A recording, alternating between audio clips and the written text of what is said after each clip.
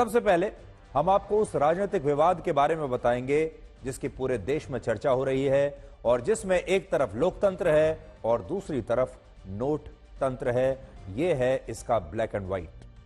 महाराष्ट्र में 20 नवंबर को जब विधानसभा चुनावों की वोटिंग होनी है, तब उससे कुछ घंटे पहले आज एक बहुत बड़ा राजनीतिक विवाद खड़ा हो गया है। आरोप है कि बीजेपी के राष्ट्रीय महासचिव विनोद तावड़े आज मुंबई के पास विरार के एक होटल में वोटर्स को 5 करोड़ रुपया बांटने के लिए लाए थे। विपक्ष का दावा है कि यह सारा पैसा कुछ बैग्स में भरकर रखा गया था और विनोद तावड़े जिस नेता को जितना पैसा देते जा रहे थे, उस सब पैसे का हिसाब किताब अपनी डायरी में लिखते जा रहे थे। विरार का इलाका नाला सोपारा विधानसभा क्षेत्र में आता है, जहां से बीजेपी ने राजन नाइक को अपना उम्मीदवार बनाया है और इस घटना के दौरान बीजेपी के यही उम्मीदवार राजन नायक भी इसी होटल में मौजूद थे। आरोप है कि जब यह पैसा बांटा जा रहा था, उस समय बहुजन विकास अघाड़ी के नेता हितेंद्र ठाकुर और उनके पुत्र क्षितिज ठाकुर भी वहीं पर पहुंच गए और उन्होंने एक टेबल पर रखे नोट दिखाकर यह बताया कि विनोद तावड़े यह पैसा वोटों को खरीदने के लिए लाए हैं। अब देखिए कनेक्शन। क्षितिज ठाकुर वही नेता हैं जो नाला सोपारा की इसी सीट से बीजेपी के खिलाफ चुनाव लड़ रहे हैं और क्षितिज ठाकुर ने ही विनोद तावड़े पर यह आरोप लगाया है कि वो इस होटल में 5 करोड़ रुपए बांटने के लिए लाए थे और जब विनोद तावड़े ये सारा पैसा बांट रहे थे, तब होटल के सीसीटीवी कैमरों को भी बंद कर दिया गया था।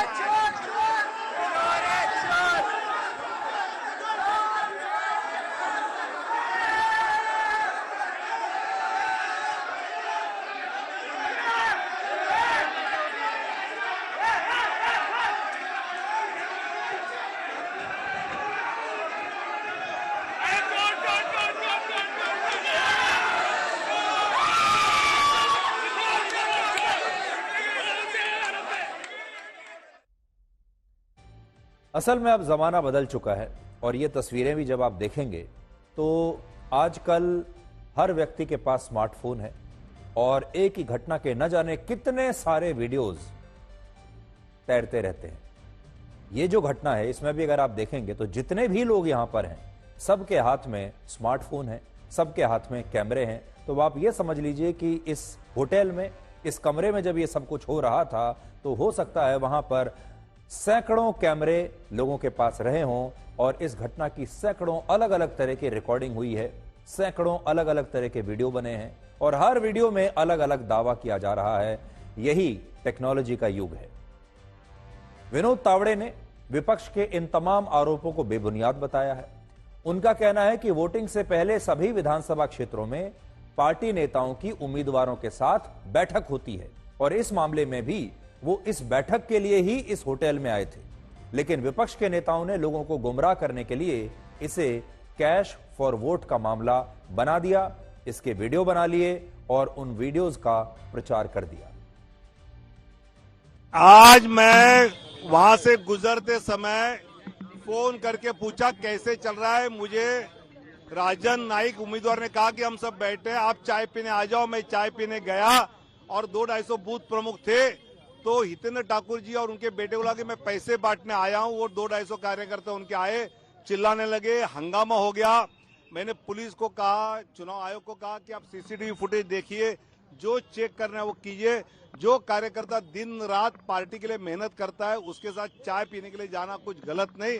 और मैं 40 साल से राजनीति करता हूं, मेरे जीवन में कभी पैसे का मामला आया नहीं, ये दुनिया जानती है। सुप्रिया सुळे, राहुल गांधी और ये लोग ऐसा क्यों कह रहे हैं? और वो आके सीसीटीवी फुटेज आके देखे, जो चेक करना है चेक करे। और बाद में ये होने के बाद तो हितेंद्र ठाकुर और क्षितिज ने मेरे को अपने गाड़ी से छोड़ा, तो ऐसा कोई मामला नहीं है। अब देखिए, विनोद तावड़े बार बार एक बात कह रहे हैं। वो कह रहे हैं कि सीसीटीवी फुटेज देख लीजिए और बड़े कॉन्फिडेंस के साथ, विश्वास के साथ वो ये कहते हैं कि होटल की सीसीटीवी फुटेज निकलवा लीजिए और उसमें देख लीजिए कि हम क्या कर रहे थे। अब बड़ी बात यह है, जो विपक्ष के नेता हैं, उम्मीदवार हैं, वो ये कहते हैं कि सीसीटीवी फुटेज है ही नहीं, उस समय कैमरे बंद हो गए थे। अब ये कहना बड़ा मुश्किल है, लेकिन इस घटना का सीसीटीवी फुटेज जो है वो बहुत महत्वपूर्ण है। और अब ये देखना होगा कि जब ये सब हो रहा था, ये बैठक हो रही थी, उस समय इस होटल के कैमरे चल रहे थे या नहीं चल रहे थे, सीसीटीवी कैमरे ऑन थे या वो बंद थे, सीसीटीवी फुटेज उपलब्ध है या नहीं। इसके लिए कुछ घंटों का समय और लगेगा, हमें भी आप कुछ घंटों का समय और दीजिए, यह पता करने के लिए कि इस होटल के सीसीटीवी कैमरे काम कर रहे थे या नहीं कर रहे थे, और इस पूरे घटना का, इस घटना से ठीक पहले का कोई सीसीटीवी फुटेज है भी या नहीं है, और उसी में सारा राज छुपा हुआ है। इस मामले में चुनाव आयोग ने अब तक कुल 3 एफआईआर दर्ज करवाई हैं, जिनमें 2 एफआईआर में बीजेपी उम्मीदवार राजन नाइक का नाम है और 1 एफआईआर में खुद विनोद तावड़े का भी नाम है। इनमें भी पहली एफआईआर में लिखा है कि इस घटना में वोटिंग से पहले अवैध तरीके से चुनाव प्रचार हो रहा था। दूसरे एफआईआर में लिखा है कि चुनाव अधिकारियों ने इस होटल से 9,53,900 रुपए बरामद किए हैं, जबकि विपक्ष कहता है कि विनोद तावड़े के पास 9 लाख नहीं बल्कि 5 करोड़ रुपए मौजूद थे, लेकिन एफआईआर में 9 लाख रुपए की ही बात लिखी है। और तीसरी एफआईआर में यह लिखा है कि दोनों पक्षों के नेताओं ने इस मामले में अवैध तरीके से प्रेस कॉन्फ्रेंस की और इस मामले में अब पुलिस द्वारा कड़ी कानूनी कार्रवाई की जाएगी। अगर आप हमसे पूछें तो असल में जो तीनों एफआईआर हुई हैं, इनमें कोई ऐसा गंभीर मुद्दा, कोई ऐसी गंभीर धारा, कोई ऐसी गंभीर बात नहीं है। एक एफआईआर में जरूर 9 लाख रुपए की बात हो रही है। अब यह देखना है कि 9 लाख रुपए जो बरामद हुए हैं उसे लेकर बीजेपी और विनोद तावड़े क्या कहेंगे, क्या बताएंगे कि ये 9 लाख रुपए किसके पास थे और कहां से आए थे। महाराष्ट्र में अब तक एक ही नारा चल रहा था और वो नारा है बटेंगे तो कटेंगे। इसी की चर्चा हो रही थी, लेकिन आज इस घटना के बाद महाराष्ट्र के चुनाव में बटेंगे नहीं बल्कि बांटेंगे की बात हो रही है। और अब नया नारा आ गया है, बांटेंगे तो फंसेंगे, यानी पैसा बांटेंगे तो फंसेंगे, ये नया नारा अभी आ गया है। राहुल गांधी ने सोशल मीडिया पर लिखा है कि मोदी जी, ये 5 करोड़ रुपए किसके सेफ से निकला है, यह सवाल उन्होंने पूछा है। जबकि बीजेपी ने यह चुनौती दी है कि पुलिस होटल के सीसीटीवी कैमरों की जांच कर सकती है और इस घटना में वोटर्स को पैसे बांटने के आरोप पूरी तरह से बेबुनियाद हैं और गलत हैं। He knows that election commission is not going to do anything against him because he is the general secretary of the Bharatiya Janata Party. My question is, what is the action from the election commission? This is red-handed, caught by red-handedly. Clear evidence. Media was there. Everybody was there. This is in the public domain. This is not a one instance. Yesterday also one incident happened. CCTV footage दिखाएं जहां पर कि ऐसी कोई बड़ी चीज दिखाई पड़ रही हो। दूसरी बात, वहां बैठक हो रही थी और सिर्फ भाजपा के कार्यकर्ता थे।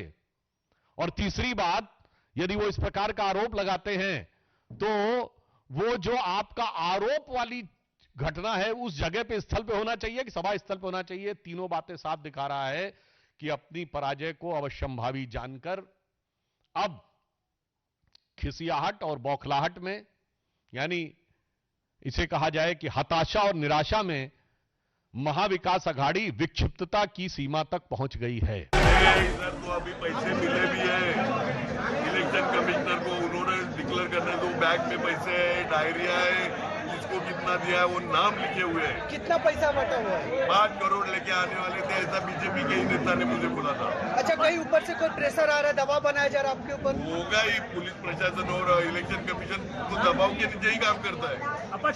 सरकार के दबाव में काम कर रही है।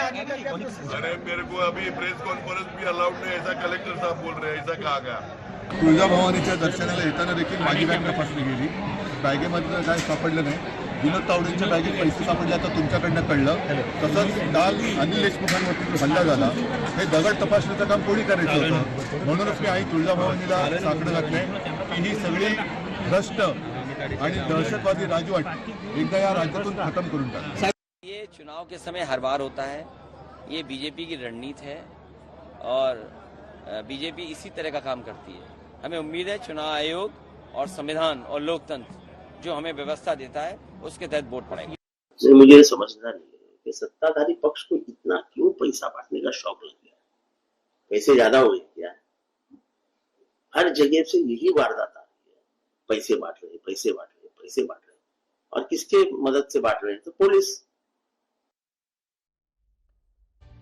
भारत को दुनिया का सबसे बड़ा लोकतंत्र कहा जाता है, लेकिन क्या आप जानते हैं कि भारत में दुनिया का सबसे बड़ा नोट तंत्र भी है जो इस लोकतंत्र के साथ चिपका हुआ है। इस बार चुनाव आयोग ने महाराष्ट्र और झारखंड के विधानसभा चुनाव में 18 नवंबर तक 1000 करोड़ रुपए का कैश, सोना, ड्रग्स और शराब बरामद की है। 1000 करोड़ रुपए की। यह पैसा इतना है कि इससे महाराष्ट्र के सूखा प्रभावित इलाकों में पानी लाने के लिए एक राज्यव्यापी सिंचाई योजना शुरू हो सकती है। लाखों लोगों को उनकी खेती के लिए पानी मिल सकता था। इससे पहले लोकसभा के चुनाव में भी कुछ महीने पहले पूरे देश से 10,000 करोड़ रुपए का कैश, सोना, ड्रग्स और शराब बरामद हुई थी। और यह पैसा भी वो था जो चुनाव आयोग की पकड़ में आया। सोचिए, जो पैसा पकड़ा नहीं गया, जो पकड़ में ही नहीं आया, उसकी संख्या कितनी रही होगी। जब 10,000 करोड़ तो पकड़ा गया है, जो नहीं पकड़ा गया उसके बारे में अंदाजा लगाइए। हमारे देश में नेता लोकतंत्र और संविधान की इतनी बड़ी बड़ी बातें करते हैं। कभी कहते हैं संविधान खतरे में है, कभी कहते हैं कि लोकतंत्र खतरे में है, लेकिन इन आंकड़ों से आप समझ सकते हैं कि वो लोकतंत्र का नाम लेकर नोट तंत्र से चुनाव जीतने में कितना बड़ा विश्वास रखते हैं। असल में ये एक कड़वी सच्चाई है। हमारे देश में हर चुनाव से पहले, चाहे पार्टी कोई भी हो, वो इसी तरीके से अपने उम्मीदवारों को पैसा भी देती है और उम्मीदवार आगे चलकर पैसा बांटते भी हैं चुनाव जीतने के लिए। ये पैसा वोटिंग से एक रात पहले बांटा जाता है। कहीं पैसा बंटता है, कहीं पर शराब बांटी जाती है, कहीं पर दूसरी वस्तुएं बांटी जाती हैं। और हमारे देश में ये बात खुलकर तो कोई नहीं कहता, लेकिन जानते सब हैं। वोटर भी जानते हैं, प्रशासन के लोग भी जानते हैं, पुलिस भी जानती है और नेता और सरकारें भी ये बात जानते हैं। सबको ये बात पता है कि चुनाव से पहले पैसा बंटता है, लेकिन कोई कह नहीं पाता, कोई कहता नहीं है। और इसीलिए आज हम आपको ये बात बता रहे हैं कि लोकतंत्र तो है हमारे देश में दुनिया का सबसे बड़ा, लेकिन हमारे यहाँ एक नोट तंत्र भी है। और ये जो नोट तंत्र है, ये इस लोकतंत्र को कई बार चलाने लगता है। इस तरह के आरोप लगते हैं, ये बात जग जाहिर है, सब इसके बारे में जानते हैं। लेकिन एक और बात बहुत महत्वपूर्ण है, और वो ये कि चुनावों के दौरान कई बार दुष्प्रचार के जरिए भी किसी मुद्दे को बहुत बड़ा बना दिया जाता है, चाहे उसमें सच्चाई हो या ना हो। हमारे देश में एक नैरेटिव गढ़ दिया जाता है, और उदाहरण मैं आपको 2-3 देता हूं। एक उदाहरण तो यह है कि इस बार लोकसभा चुनाव में पूरे देश में यह माहौल बना दिया गया कि बीजेपी संविधान को बदलने वाली है, इसीलिए वो 400 सीट का नारा दे रही है। और अगर वो सत्ता में आई 400 सीट के साथ तो वो संविधान भी बदलेगी और आरक्षण को खत्म कर देगी, जबकि इसमें कोई सच्चाई नहीं थी, लेकिन माहौल बन गया। इसी तरह सीएए के दौरान यह माहौल बना कि इससे भारत के मुसलमानों की नागरिकता खत्म कर दी जाएगी। किसान आंदोलन के दौरान यह माहौल बनाया गया कि इससे किसानों की जमीनों पर उद्योगपतियों का कब्जा हो जाएगा, किसानों से उनकी जमीनें छीन ली जाएंगी। इसमें सच्चाई है या नहीं इससे कोई मतलब नहीं, लेकिन एक माहौल बना दिया जाता है। और चुनावों से ठीक पहले, वोटिंग से ठीक पहले यह माहौल जो बना है, हो सकता है इससे बीजेपी को नुकसान हो जाए।